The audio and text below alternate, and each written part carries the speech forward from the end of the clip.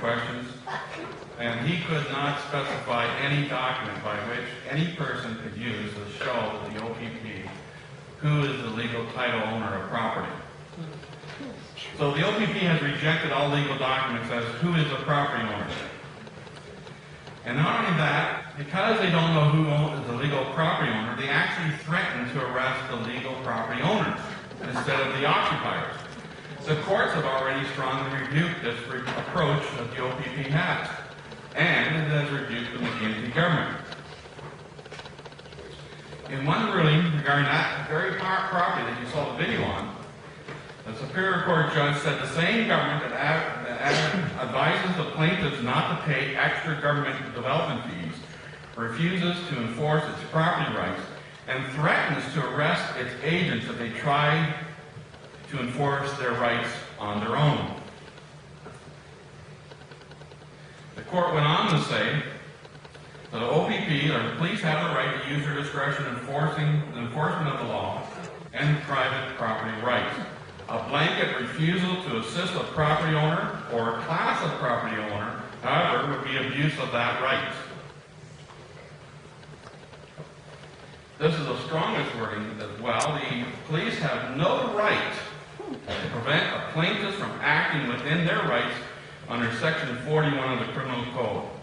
They're warning to the plaintiffs that they would arrest anyone who is involved in physical confrontation, regardless of the circumstance, is an abuse of power confirmed on them by Section 31 of the Criminal Code. Let's be clear what the court is saying.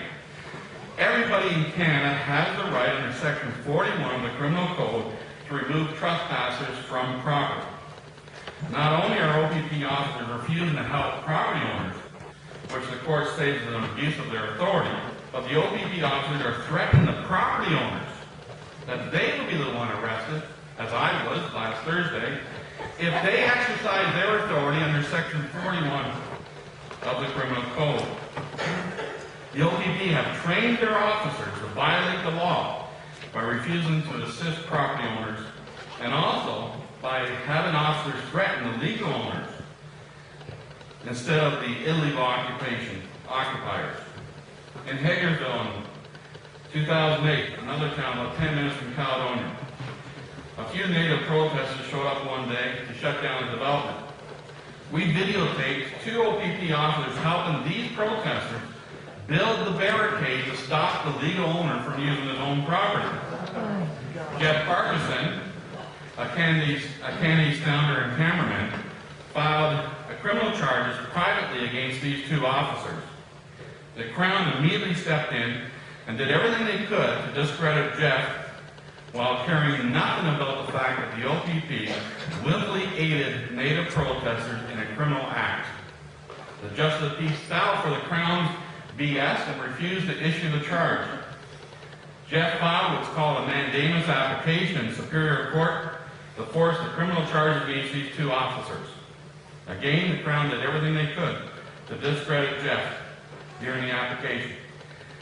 However, on January 12, 2009, Jeff Parkinson of Canada became the first person in the history of Canada to be successful in a mandamus order to issue a criminal charge. Judge Marshall ordered both officers to face a mischief charge for aiding in the barricade.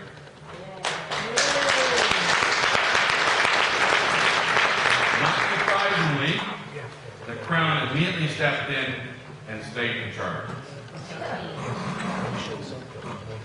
In the summer of 2008, I filed criminal charges against Commissioner Fantino, Inspector Dave McLean, and Cabinet Minister Monty Quinter, who was the minister overseeing the OPP, with common nuisance for their failure to protect the public, which resulted in San Galtieri being seriously beaten by native protesters.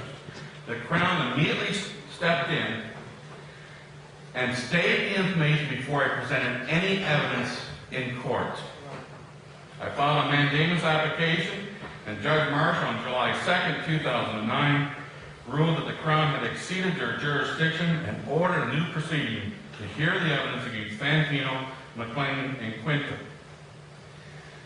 Judge Marshall stated, "The power of a private prosecutor is undoubtedly right and necessary in that it enables the citizen to bring even the police or government officials before the criminal court when the government itself is unwilling to make the first step. In my view, the right to set out before an independent judicial officer allegations such as these is not fruitless formality. Indeed, it seems to me as a bulwark of democracy. The Crown wasn't happy, so they appealed that ruling to Ontario Highest Court, and on May 14, 2010, that court ruled against the Attorney General and ruled in my favor. 2 weeks from today, on April the 8th, I am to present the evidence in court before a Superior Court judge against Van Tino, McLean, and Quinter for failure to protect this man.